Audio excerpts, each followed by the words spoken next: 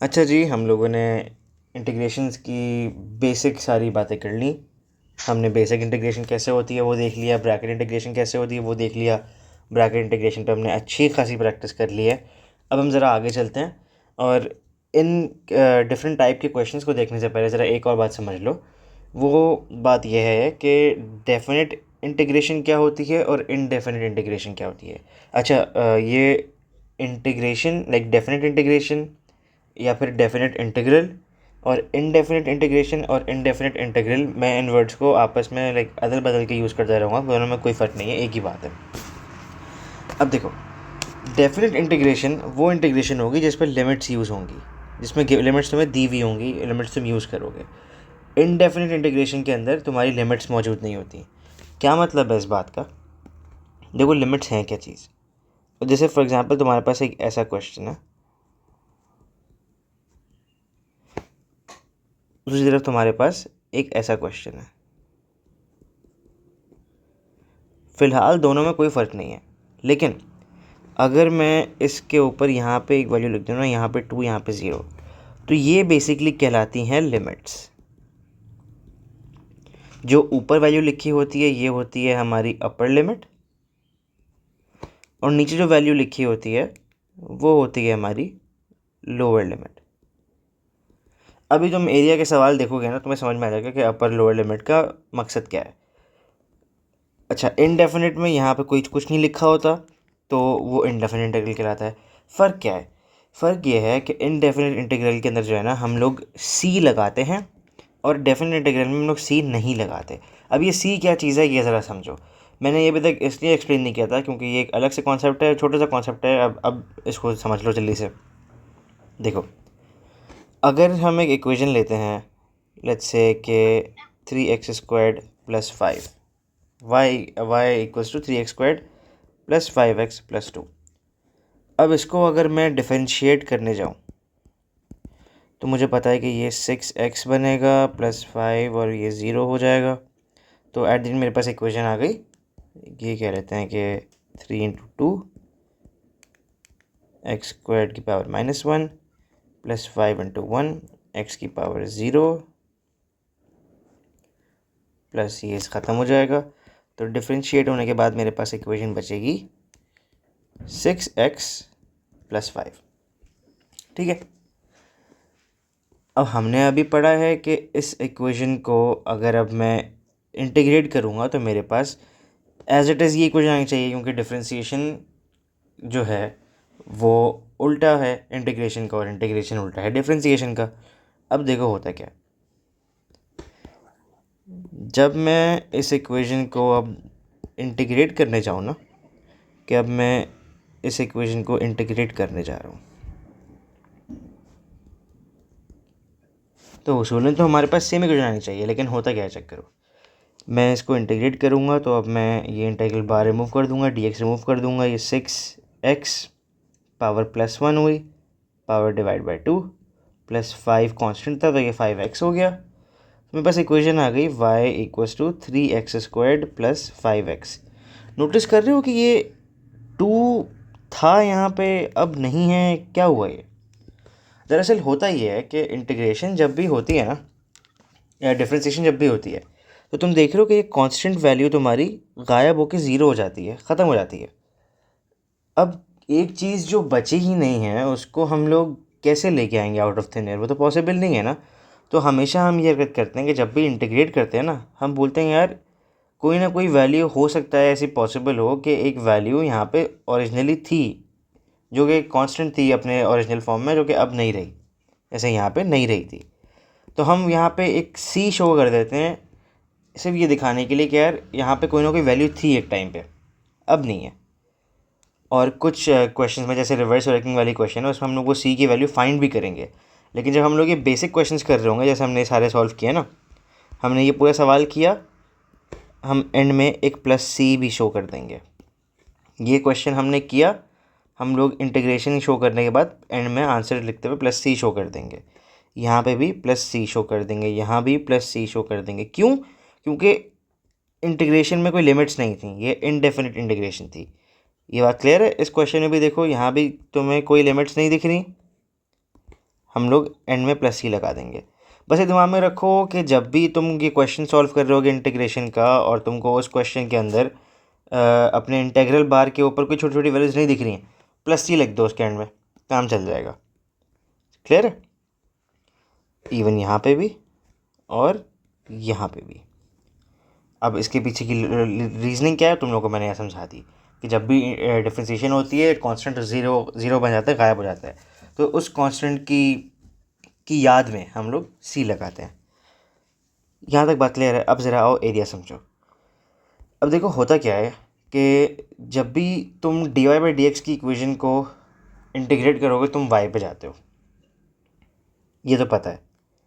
लेकिन जब तुम वाई वाली इक्वेशन को फिर से इंटीग्रेट करोगे ना तो तुम उसका एरिया निकाल लेते हो। ये ऐसा होता है कि अगर तुम्हारे पास ये एक इक्वेशन थी ना वाई की, तो आप ये करते हो कि आप जब इसको इंटीग्रेट करोगे इस इक्वेशन को, अब तो आपको ये वैल्यू मिल जाती है, ये इसके नीचे का एरिया मिल जाता है। अब ये एरिया कब मिलता है? जब आप इस पर हमेशा कोई ना कोई लिमिट लगाते हो। लिमिट नहीं होगा तो ये तो अनलिमिटेड हो जाएगा ना, तो जाता रहेगा, तो आंसर ही नहीं आएगा, इन्फिनिट हो जाएगा। तो इसलिए जब भी एरिया निकालना होता है वो कोई ना कोई स्पेसिफाइड लिमिट्स पे लगता है। जैसे देखो यहाँ पे तो हमें लिमिट्स दी हुई हैं 1 और 5। अभी अप्लाई कैसे होता है हम ज़रा वो देखते हैं। अच्छा एक बात याद रखना, तुम लोगों को ये क्वेश्चन में बोल रहा होगा find the area of the shaded reason. असल में हम इसको जो है ना कुछ लोग इसको बोलते हैं एरिया अंडर द कर्व। ये बात कहना थोड़ी सी गलत होगी, क्योंकि देखो अभी इस केस में तो हाँ चलो ये एरिया है कर्व के नीचे, लेकिन अगर मैं थोड़ा सा केस चेंज कर दूं कि ये मेरा एक्सिस है और मेरा कर्व कुछ ऐसा आ रहा है जिसमें मैं तुम्हें बोलूं कि मुझे ये एरिया चाहिए, तो ये तो फिर वो एरिया हो गया ना यार, ये तो फिर एरिया अबव द कर्व हो गया। तो हम जो बेहतर अल्फाज है ना इसकी जगह अंडर द कर्व बोलने की जगह, वो ये है कि हम इसको बोलेंगे area between the curve and the x axis. Clear है बात? अब ज़रा देखो ये एरिया हम निकालते कैसे हैं। एरिया निकालने के लिए आपको वाई की इक्वेशन को इंटीग्रेट करना पड़ेगा। इसको हम अपने सॉल्विंग के कलर से लिख लेते हैं। अब वाई की इक्वेशन है क्या? वो है x squared plus 3x plus 5। लेकिन ये निकालने के लिए मुझे लिमिट्स लगानी है, तो मेरी अपर लिमिट यानी कि बड़ी वैल्यू है 5, तो मेरी अपर लिमिट है 5, लोअर लिमिट है 1। अब देखो हम क्या करेंगे, बेसिक इंटीग्रेशन है, अप्लाई कर दो अपनी इंटीग्रेशन। अच्छा अब क्योंकि तुम इंटीग्रेशन अप्लाई करते हुए तुम ये इंटीग्रल बार और dx रिमूव कर देते हो ना, तो हम क्या करेंगे, सिर्फ इन वैल्यूज़ को याद रखने के लिए हम ये सॉल्व तो करेंगे लेकिन इसको ब्रैकेट में छोड़ देंगे और ब्रैकेट के बाहर 5 और 1 लिख लेंगे, ताकि हमें याद रहे कि हमें वैल्यूज़ लगानी है। होगा क्या, एक्स स्क्वायर्ड है, power plus 1, power divide, 3x square बनेगा, पावर प्लस 1 हुई, पावर डिवाइड हो गई, 5 था 5x बन गया। अब हो गया पूरा, ये लिमिट्स रह गई थी तो मैं लिमिट्स को अपना एक बड़ा सा बार ब्रैकेट बना के बाहर लिख दूंगा 5 और 1 के, मुझे याद रहे कि मैंने यहाँ पे ये लिमिट्स अप्लाई करनी है। अच्छा हमने अभी पढ़ा था कि हम प्लस सी लगाते हैं, तो ये डेफिनेट इंटीग्रेशन है, हम लोग डेफिनेट इंटीग्रेशन में प्लस सी क्यों नहीं लगाते ज़रा ये समझो। अब होता क्या है कि अब जो है ना हम लोग ये वैल्यू लगाएंगे एक्स के अंदर और ये वैल्यू लगाएंगे एक्स के अंदर बारी बारी, और फिर हम कर देंगे इन दोनों में maximum value minus minimum value. कैसे? आओ देखो।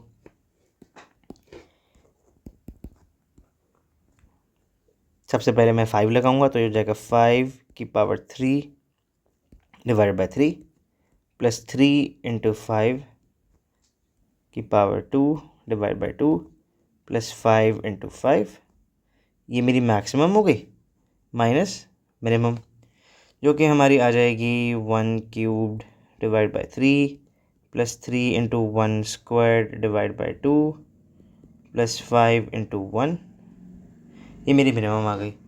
अब मैं इस पूरे को सिंप्लीफाई करूं तो मेरे पास वैल्यूज़ आएंगी तो वैल्यूज़ आ जाएंगी हमारे पास 625 डिवाइडेड बाई 6 और 41 डिवाइडेड बाई 6। हो सकता है ये वैल्यूज़ गलत हो, तुम लोग एक बार ज़रा चेक कर लेना। अच्छा, हम एक और काम यहाँ पे करेंगे। ये जो अब जब यहाँ तक आ जाओगे ना तो तुम इन वैल्यूज़ को डाल देना मॉड्यूलस बार्स के अंदर, क्योंकि एरिया तुम्हें पता है कि एरिया एक स्केलर क्वांटिटी है, नेगेटिव हो सकती नहीं है, गलत बात हो जाएगी। तो जो भी वैल्यू वैसे निकलेगी हम उसको पॉजिटिव एंड में दिखाएंगे ताकि हमारा आंसर करेक्ट हो जाए। तो एरिया की वैल्यू आ जाएगी हमारे पास 292 डिवाइडेड बाय 3 यूनिट स्क्वायर्ड। यहाँ तक क्लियर है बात? ज़रा इस सवाल के ऊपर से देखो हुआ क्या है। हमें इसने एक इक्वेशन दी हुई थी, इसने बताया यार यहाँ से यहाँ तक का एरिया चाहिए। तो हमने बोला कोई मसला नहीं है, एरिया निकालने के लिए मुझे y को इंटीग्रेट करना पड़ेगा। इंटीग्रेट किस पे रख के? इन लिमिट्स पे रख के। तो मैंने इन पे रख के इंटीग्रेट किया। सबसे पहले हमने इंटीग्रेशन अप्लाई की, पूरी इक्वेशन को इंटीग्रेट कर दिया। अब वैल्यूज़ हमें याद थी 5 और 1, हमने ब्रैकेट में बाहर लगा के लिख दिया ताकि हमें याद रहे कि ये वैल्यूज़ हैं। अब हमने पहले ये x की जगह पे 5 लगाया, फिर हमने x की जगह पे 1 लगाया और हमने दोनों को माइनस कर दिया, उससे हमें ये वैल्यू मिल गई। अब तो मैं समझाता हूँ कि यहाँ पे हम लोग c क्यों नहीं लगा रहे थे। देखो होता क्या, अगर मेरे पास ये इक्वेशन है, या चलो इसको इस स्टेप को कॉपी करते हैं। अगर मैं एज इट इज़ ये स्टेप लगाऊं, बस मैं चेंज सिर्फ ये कर दूं कि मैं दोनों तरफ c भी ऐड कर रहा हूँ, तो देखो होगा क्या। At the end of everything हमारे पास जो वैल्यू बचेगी वो कुछ ऐसी बचेगी कि 5 divide by 3 plus 3 into 5 squared plus 5 into 5 minus 1/3 minus 3/2 minus 5, इसका प्लस c और इसका माइनस c। तो एंड में ये वैसे ही कैंसिल आउट हो जाना है, तो इसीलिए हम क्या कहते, हम इसको यूज़ नहीं करते। We don't add c in definite integration as it gets cancelled either way। Clear है ये बात? इसलिए हम लोग डेफिनेट इंटीग्रेशन के अंदर c नहीं लिख रहे। ज़रा इस एग्जांपल को ना एक बार फिर देखना, फिर एक बार इसको साथ सॉल्व करो तो मैं ये क्लियर हो जाएगा। अब हम लोग आगे चलते हैं और इसकी थोड़ी सी कह लो कि एडवांस्ड एग्जांपल देखते हैं कि वो तो एरिया बिटवीन द कर्व था ना, अब between the curve and the x axis, अब थोड़ा वो उसको और एक्सपैंड कर रहा है। अब वो कह रहा है कि अब कर्व और एक्स एक्सिस नहीं है बेटा, अब है कर्व और एक और लाइन, या फिर कर्व और एक और कर्व। अब इस ऐसी कहानी करेगा। अब देखो ऐसा करने पे होगा ये कि उसने तुम्हें ऐसा कोई शेप दिया हुआ होगा, ऐसा शेप हो, या फिर कह रहे हो कि अगर मैं ऐसी चीज़ को कॉपी कर लूँ ज़रा, ऐसा भी हो सकता है कि उसने तुम्हें लाइन नीचे की तरफ दी हुई हो, कर्व ऊपर से आ रहा हो, ये भी पॉसिबल है। अच्छा, ये भी पॉसिबल है कि तुम्हारे पास शेप थोड़ा सा नेगेटिव साइड से चल रहा हो, कि यूं कर्व आ रहा है, यूं लाइन जा रही है, ये भी हो सकता है। इसमें तुमसे इसने ये मांग लिया, यहाँ पे तुमसे इसने ये पूरा मांग लिया। ये सारे केसेस पॉसिबल हैं। अब होगा क्या कि इस पर तुम ज़रा गौर से देखो, तुम्हारा जो शेडेड रीजन बन रहा है ना, उसमें कोई एक चीज़ उसको ऊपर से लिमिट कर रही है, एक चीज़ उसको नीचे से लिमिट कर रही है। जैसे ओरिजिनल वाले केस में ये लाइन ऊपर से लिमिट कर रही है, तो ये हमारा अपर, हम इसको नाम देंगे अपर, और क्योंकि ये नीचे से लिमिट कर रहा है तो हम इसको नाम देंगे लोअर। इस वाले केस में कर्व इसको ऊपर से लिमिट कर रहा है तो हम इसको अपर नाम देंगे, लाइन नीचे से कर रही है इसको हम लोअर नाम देंगे। यहाँ पे लाइन अपर है, ये लोअर है। अच्छा ये भी पॉसिबल है भाई, बिल्कुल पॉसिबल है कि हमारे पास इस सब की जगह पे यहाँ पे लाइन कर्व के साथ एक और कर्व आ जाए, यूं कर्व आ जाए एक और भाई, और हमें ये शेडेड रीजन निकालना हो। तो इस केस में भी ये अपर कर्व है और ये लोअर कर्व है। अब ये अपर और लोअर की डिस्टिंक्शन क्यों ज़रूरी है? वो इसलिए ज़रूरी है कि जब भी हम लोगों को बोलेगा ना कि find the area between the line and a curve, या फिर a curve and a curve, जो भी बोले, हमने अलग से एरिया निकालना है अपना ये अपर का, वो उन्हीं लिमिट्स पे, और हमने अलग से एरिया निकालना है लोअर का सेम लिमिट्स पे, और हमने फिर लोअर वाले को माइनस कर देना है अपर से। बस सिर्फ ये एक एडिड स्टेप है कि 2 बार इंटीग्रेशन करनी है, 2 बार एरिया निकालना है, फिर को आपस से माइनस कर देना है। ज़रा एक एग्जांपल देखते हैं इस पर, ताकि तुम लोगों को ये भी क्लियर हो जाए। देखो यहाँ पे क्या कह रहा है, कहता है कि the diagram shows the curve y equals to x minus 2 whole square and the line y equals to 2x y plus 2x equals to 7। कहता है which intersect at the points a and b, find the area of the shaded region. अब इस सवाल में मुझे पता है कि जो मेरी लिमिट्स हैं वो हैं a पर और b पर, जो कि हमें फाइंड करनी पड़ेगी, तभी सवाल उसने 8 मार्क का कर दिया। अब ज़रा पहले वो छोड़ो और ज़रा देखो कि अपर और लोअर क्या है। यार मुझे दिख रहा है कि जो शेडेड रीजन है ना, वो ऊपर से लिमिट हो रहा है इस लाइन से, तो मैं इसको नाम दे देता हूँ अपर, और ये कर्व इसको नीचे से रोक रहा है, तो मैं इसको नाम दे देता हूँ लोअर। अब क्या करें? अब सबसे पहले हम लोग इन दोनों को ज़रा साइमल्टेनियसली सॉल्व करते हैं, ताकि हमें लिमिट्स की वैल्यू तो मिल जाए। आ जाओ। मेरे पास इक्वेशंस थी y equals to 2x plus 7, और इक्वेशन थी मेरे पास y equals to x minus 2 whole square. मैं y को इक्वेट कर लेता हूँ, तो मुझे x ही चाहिए ना, तो मैं y पे इक्वेट कर लूँ, सब्स्टिट्यूट कर दूँ दोनों को। मेरे पास ये बन जाएगा ओ नहीं, ये सॉरी, ये 7 माइनस 2x बनेगा ना। हाँ, तो ये 7 माइनस 2x, तो ये हो जाएगा 7 minus 2x equals to X squared minus 4x plus 4। Simplify करें इसको तो ये आ जाएगा X squared minus 2x minus 3 equals to 0। Quadratic solve करें तो वैल्यू आएगी हमारे पास x इक्वल्स टू 3 और x equals to -1।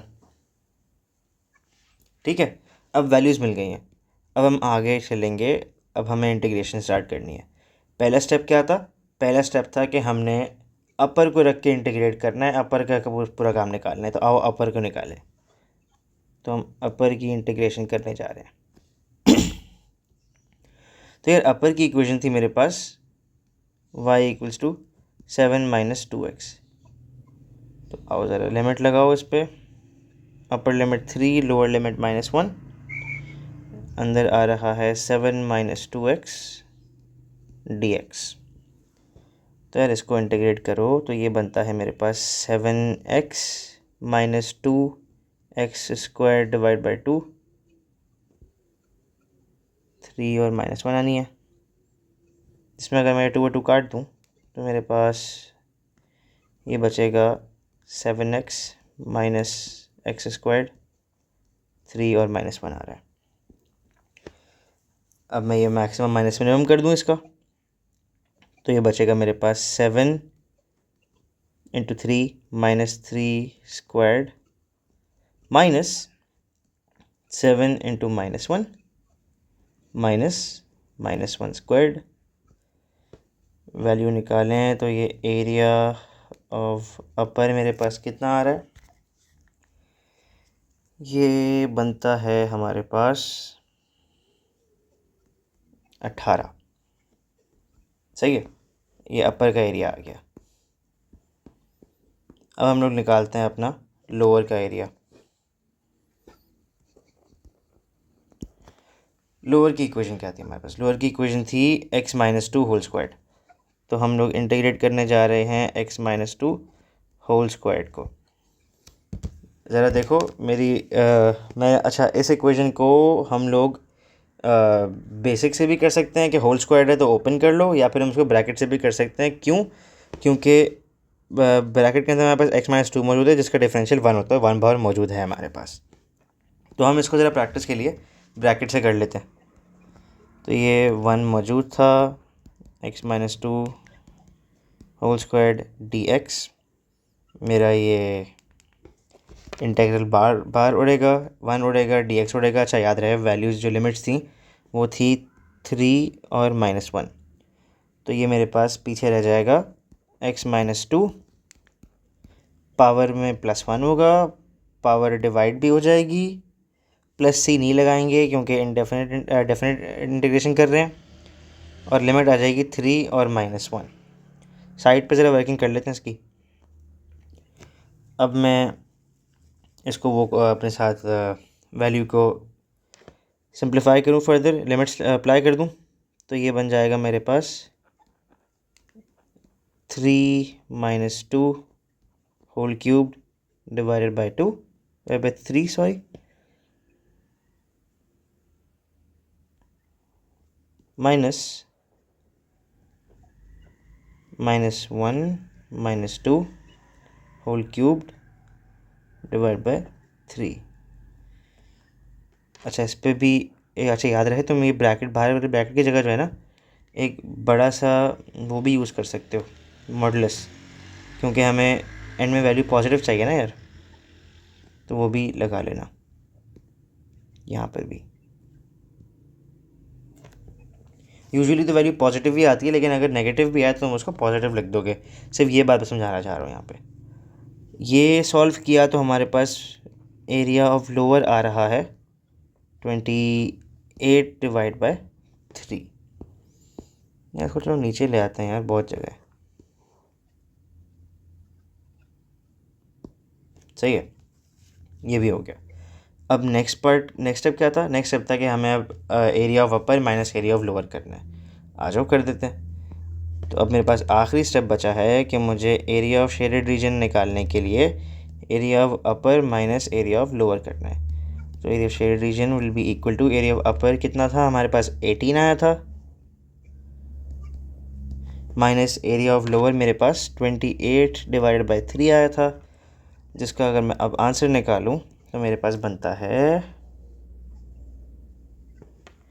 26 divided by 3। ये मेरा आंसर आ गया। इन दोनों एग्जांपल्स को ज़रा गौर से कर देखना, गौर से समझना, मेक श्योर करना कि दोनों तुम्हें क्लियर हों। पहली वाली हमने एक बेसिक आइडिया लिया कि सवाल आता कैसा है। यूजुअली तुम्हें ये ऐसा सवाल नहीं मिलेगा, बहुत कम मिलता है ऐसा कि सिर्फ तुम्हें कर्व और एक्सिस के बीच में एरिया मांग रहे हो। मोस्टली सवाल जब आता है तो वो लाइन और कर्व या कर्व और कर्व के बीच का आता है। तो इस एग्जांपल को भी एक बार देख लेना सही से, इस एग्जांपल को भी एक बार सही से देख लेना भाई। पूरा सवाल ये करवाया हुआ ये वाला हमारा। इसी के साथ ये एरिया का चक्कर ख़त्म हुआ। नेक्स्ट हम लोग बढ़ेंगे वॉल्यूम की तरफ। आज के लिए इतना रखते हैं। चलो भाई, जज़ाकल्लाह।